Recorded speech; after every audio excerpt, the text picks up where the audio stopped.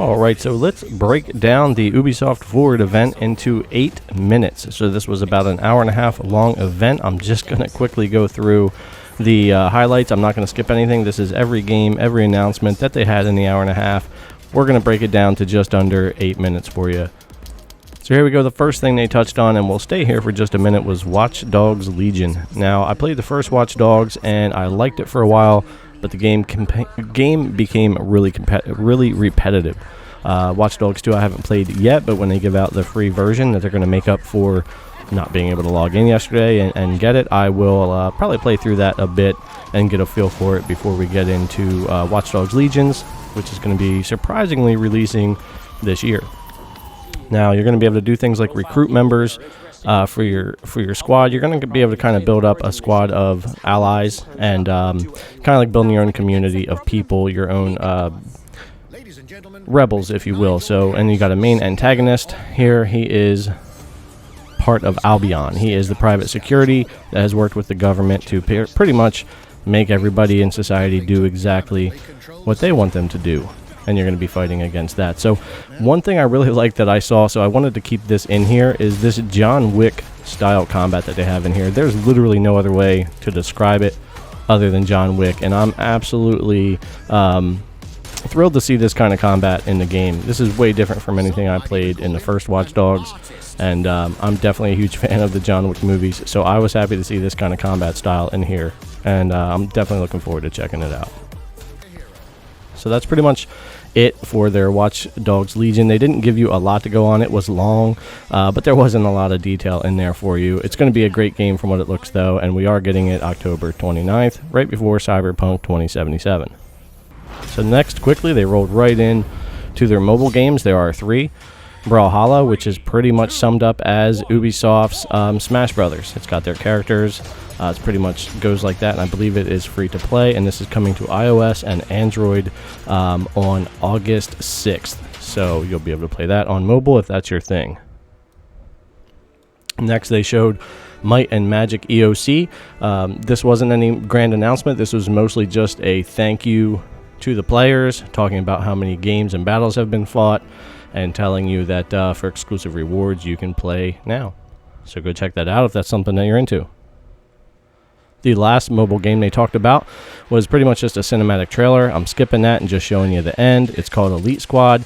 They didn't show any gameplay from it, so we really don't know a lot about it. And that's pretty much it. Coming soon, no date on Elite Squad. App Store and Google Play, you can pre-register. So the other thing was no Rainbow Six Siege quarantine announcements. They just kind of did another thank you and showed development of the game. We're going to go right on past that. Now we're into Hyperscape. 2054 is the year, and this is very much think Ready Player One and the Oasis. Everybody's living in these little cubicles, and a company has created a way to escape. Oh wow, it's just like Ready Player One.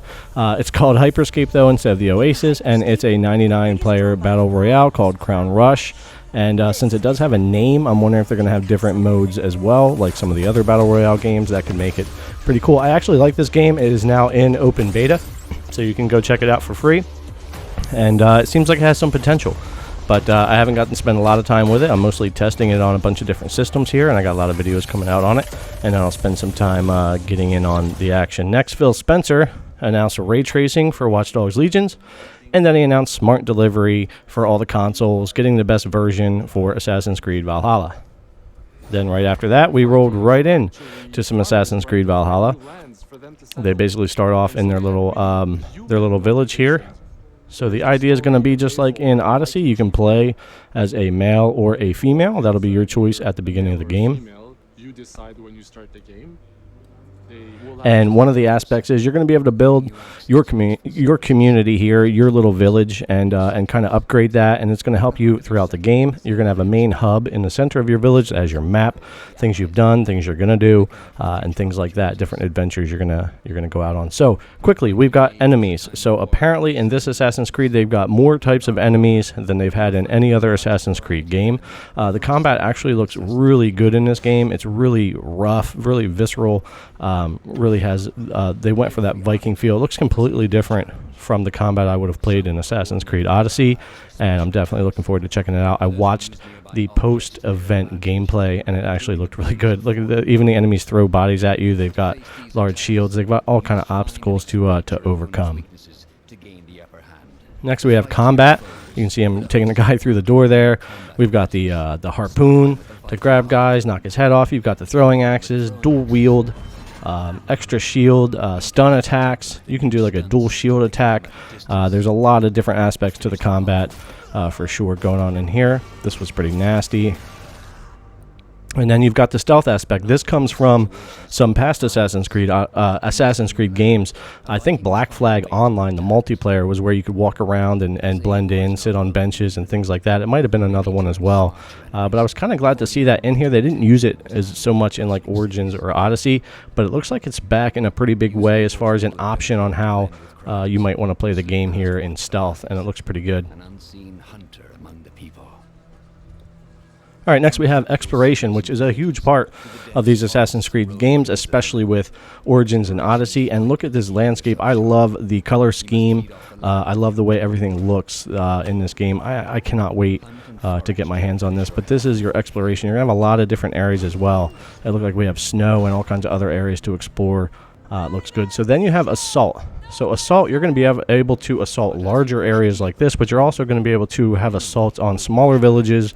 When you get started, you're going to be able to pillage and get resources for your own village and for your own army while you're going around. And these teammates are going to battle with you and help you siege and take over these places. It looks like a really cool mechanic and aspect to the game. It kind of reminds me of some Shadow of Mordor stuff, the way they did this, but available November 17th.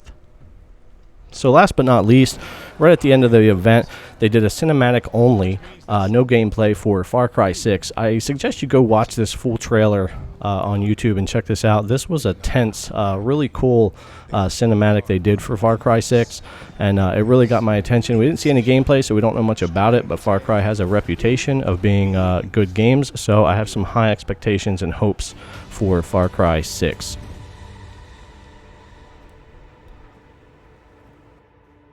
Alright guys, that's pretty much going to do it for the video. That's the Ubisoft Forward event in less than 8 minutes. Not all the details, but everything that they pretty much announced. So go check all that out for yourself on YouTube if you want to see the full event. Thanks a lot for coming to check out the video. Subscribe to the channel if you haven't. Give the video a thumbs up. Ring that notification bell and leave me your comment down below.